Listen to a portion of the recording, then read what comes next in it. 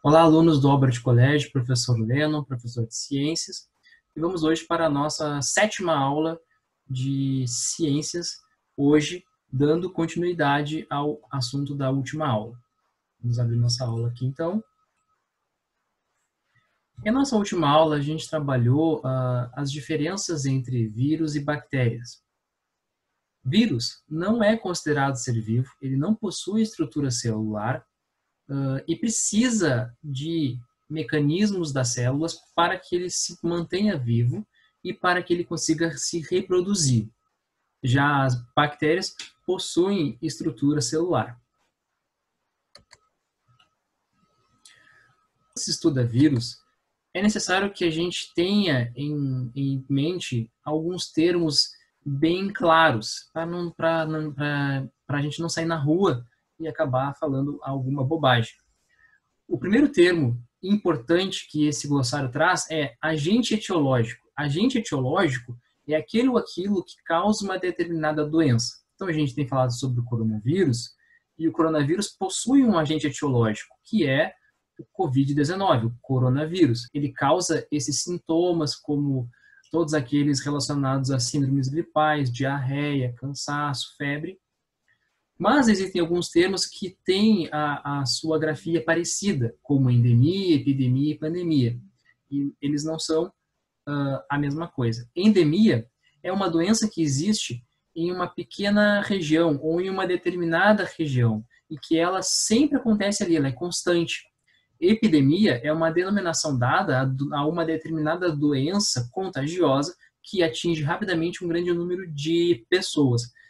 Pegando o exemplo da China, antes de acontecer toda essa disseminação do coronavírus por todo o mundo, esse coronavírus, se ele não tivesse saído da China, ele iria ser considerado como uma epidemia, porque é uma região restrita, não é uma região pequena, mas é uma região restrita. Agora, quando essa epidemia ela consegue se espalhar e atingir grandes regiões ou enormes regiões, pegando diferentes países, aí a gente classifica a doença em um status de pandemia. Além disso, outro termo importante que nós vamos utilizar nessa aula hoje é o termo sobre hospedeiro. Hospedeiro é um organismo que ele abriga outro, ou que, além de abrigar esse outro, ele nutre outro organismo. Infecção, ela acontece porque é um ataque de determinados micro-organismos, ou seja, organismos microscópicos. Na última aula a gente fez qual seria o tamanho que um vírus teria. E a gente colocou pedrinhas, né? A gente fez comparações e vimos que em 1 milímetro cabe mais de 60 milhões de vírus.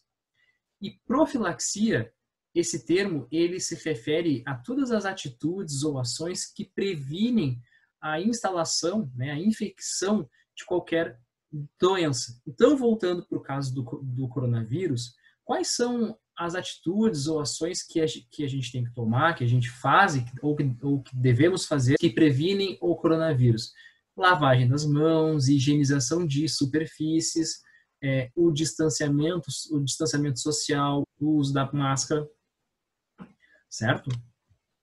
Vamos lá, vamos seguir. E a gente tem alguns termos novos, como o DNA e o RNA.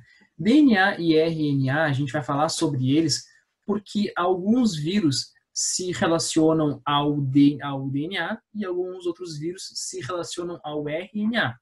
Mas o que é DNA e RNA? DNA, pelo nome, ácido desoxirribonucleico, é uma molécula que ela tem a capacidade de armazenar informações hereditárias. É também por existir o DNA que a gente consegue diferenciar as espécies. A gente consegue diferenciar um ser humano de uma alface de uma bactéria de um determinado outro organismo. E o RNA, ele é diferente porque a função dele não é armazenar informações hereditárias, e sim produzir proteínas que vão ajudar a compor o DNA ou a fazer a leitura desse DNA. Então, eles não são iguais, eles não têm as mesmas bases nitrogenadas, eles não possuem as mesmas características e não possuem a mesma função. Como a gente falou na última aula, na aula de semana passada, os vírus eles não são todos iguais. Não são todos iguais, eles não se reproduzem igual e eles não atacam as mesmas células. Isso se dá porque existem vírus nus e vírus envelopados. E cada vírus que não possui esse envelope, isso que a gente está vendo aqui na tela, eles são vírus que eles não têm essa proteção extra. Ou seja, é um vírus que ele é mais suscetível a perder a capacidade de infecção viral que ele tem, ou seja, de infectar um determinado organismo. Vírus que possuem envelope, eles são vírus mais resistentes. Existe uma dificuldade maior em eliminar esse vírus. E esses vírus, eles podem infectar bactérias, que são células mais simples, a gente chama esse tipo de célula de procariótica, e células que têm mais estruturas internas, que a gente chama de célula eucariótica. Existem tipos de vírus que atacam bactérias, que atacam plantas e que atacam animais. Os tipos de vírus que atacam bactérias são denominados de bacteriófagos, alguns também chamam de fagos T. São vírus que infectam bactérias, ou seja, eles têm como alvo a infecção em bactérias. Dá para se fazer uma analogia como o vírus, ele sendo um pirata, e aquilo que ele quer atacar a própria célula. Então, um pirata, quando ele invade um barco, ele acaba que assume aquele barco, ele acaba que passa a comandar aquele barco.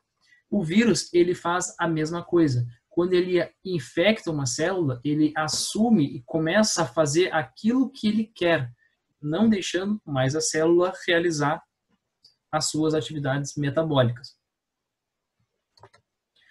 Vírus de plantas não ocorrem, obviamente, em animais, em bactérias. Eles expressam características somente quando a gente consegue enxergar, quando a folha ela não cresce, quando a folha ela apresenta uma coloração diferenciada, ou quando os frutos eles não amadurecem, ou quando as sementes elas não se tornam maduras ou aptas para que ocorra a dispersão delas. Em vírus animais, a gente vai falar sobre isso hoje aqui, mas vai ser assunto da nossa próxima aula. As viroses animais, então, elas têm como características a possibilidade de infectar os hospedeiros através de diversas fontes, como água, como ar, ou pelo contato com secreções, e através de alguns animais vetores também. Um exemplo disso é o vírus da dengue, que o mosquito não é o causador da doença dengue, né? Ele é apenas o agente vetor que carrega o vírus e que depois esse vírus, quando o inseto, né, o mosquito, ele pica, ele transmite do corpo do inseto para o hospedeiro final. Como acontece o processo de reprodução ou replicação dos vírus? O primeiro passo é o vírus ele se adere à membrana plasmática da célula que ele vai infectar. E ele se adere pelo fato de que aqui nas fibras da cauda, elas se ligam a essa membrana da célula. Com isso, ocorre a contração dessas fibras e a introdução do material genético interior da célula. Quando esse material genético ele fica no interior da célula, esse DNA viral ele se combina ao DNA da célula. No caso que a gente está vendo, ele se combina ao DNA bacteriano. E com isso ocorre a replicação no interior da célula e, posteriormente, a liberação desses vírus.